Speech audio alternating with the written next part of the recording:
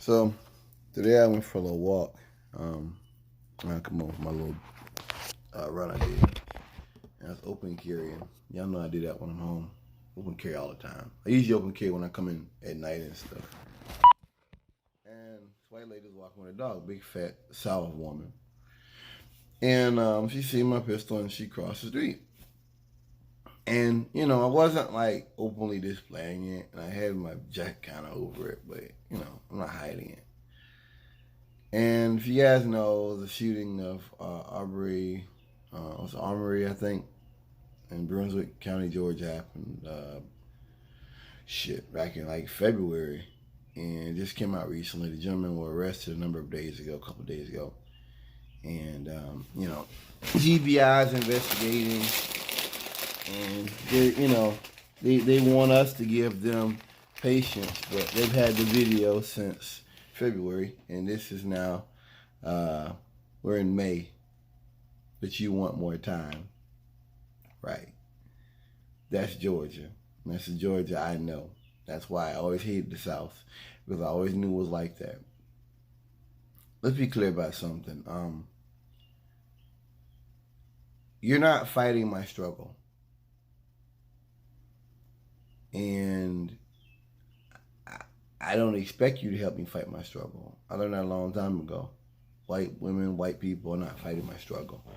And it's sad because in a lot of ways our struggle is very similar as far as the struggle for equality and the struggle for a better system, a better tomorrow.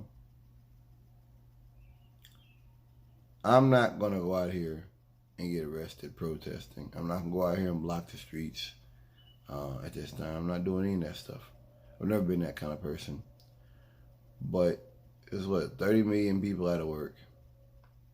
And we see stuff like this Armory character, this brother being murdered, going for a jog, being hunted down like a dog. Then they cut him off, run up on him. He's gonna fight, and then they kill him. And yeah, people are saying, when someone with a gun tells you to stop, stop. What the fuck are you? That's how people get kidnapped. What the fuck are you talking about? Stop. But that's this white man that put it on the comments on the website I was reading. That's that mindset of the Caucasian trying to justify what they do. Because black people's history, white men run around and pick up trucks with guns. There's a long history of that. We have no reason to stop for them. We have no reason discussing anything with them, period. That's not their business. That's not their prerogative to run around stopping anybody for any reason. For one thing, if he's jogging, why couldn't you just call the police? I mean, he can only jog so fast. He's not in a car. They could have called police. They could have got other people involved. It's white people just doing what they do. So, like I said, I'm not expecting a woman to fight my battles. I'm not expecting her to be in agreement with me. I understand that. I know a lot of white folks will say, "Well, that's in Georgia. That doesn't affect you. That doesn't, affect your life." And it doesn't. Whether I knew about that case or didn't, it doesn't affect me. 30 million people out of work. His brother that got murdered.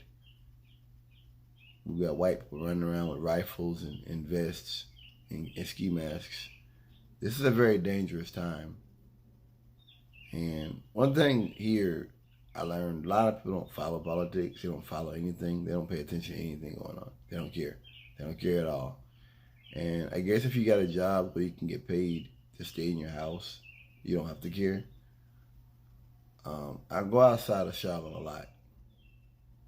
See, this conversation I have with my dad. My dad doesn't leave Miami often. He doesn't really go anywhere other than, Miami and surrounding areas. But that's not white. Those areas are black and Cuban, and you know what I mean? Like, a lot of blacks down there. So it's a different discussion. Like, when I went back on the road with Southern, what was it, July 17th. I came off October of 18, yeah. They kept me in the Midwest. Because I was doing like a dedicated run that whole time. I worked Walmart too. Like, they kept me out there. And I think the second time I went out there, like, it really changed me. It did. It really changed me. Like, whoa, yeah. When I go outside of Charlotte, I'm always armed. I think I went to Georgia one time last week, earlier this week. I forgot about my gun, but I usually am always armed. I'm thinking about actually carrying extra magazine. Like, it's real. It's real down there. We're in a domestic war now. So if you're white, you think it's weird, you see me walking with my pistol, I don't expect you to get it. You know, they used to bother me. Where I'd be like, why don't people get it? No, they're not. Because it's not their fight.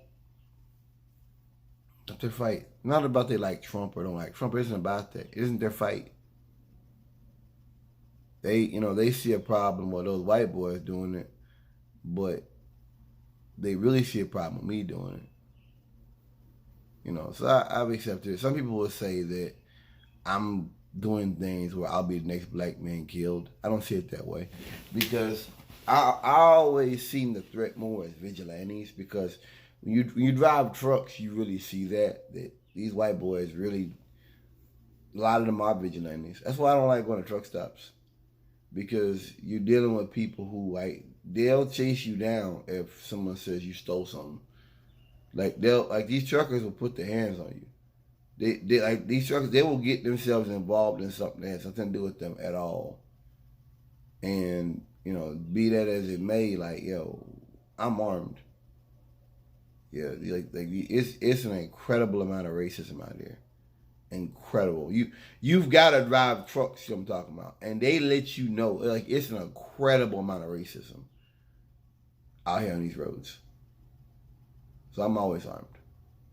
I'm always armed. And I don't have that with the idea of threatening anybody. It was never about that. It will never be about that. It's just, going back to the subject, white folks, I understand how you feel or whatever. And see, for white people, the world doesn't change. Let me say that. One thing for white people, if you talk to them, their world never changes. Sure, if we have a depression, it'll change then. And if they lose their jobs because of downsizing or something, yeah, okay, things like that, I get it. But white people's world don't really change, other than the football season or basketball season or hockey or anything. Stuff like that. White folks' world don't change, because white folks' world ain't affected. White folks don't have people just shot down and killed. White folks don't have things like that often. They just don't. So their world doesn't change, whereas our world is always changing. That's what gets me about the protests and stuff, is that black people deal with things changing all the time. That's one of the things you learn as a black man, is that your history is of your ancestors being abused, raped, subjugated, enslaved, and that's just the way it was. You taught these things. The world's not fair.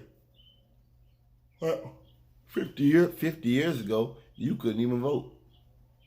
Wasn't that long ago, y'all couldn't vote. You taught these things at a very young age.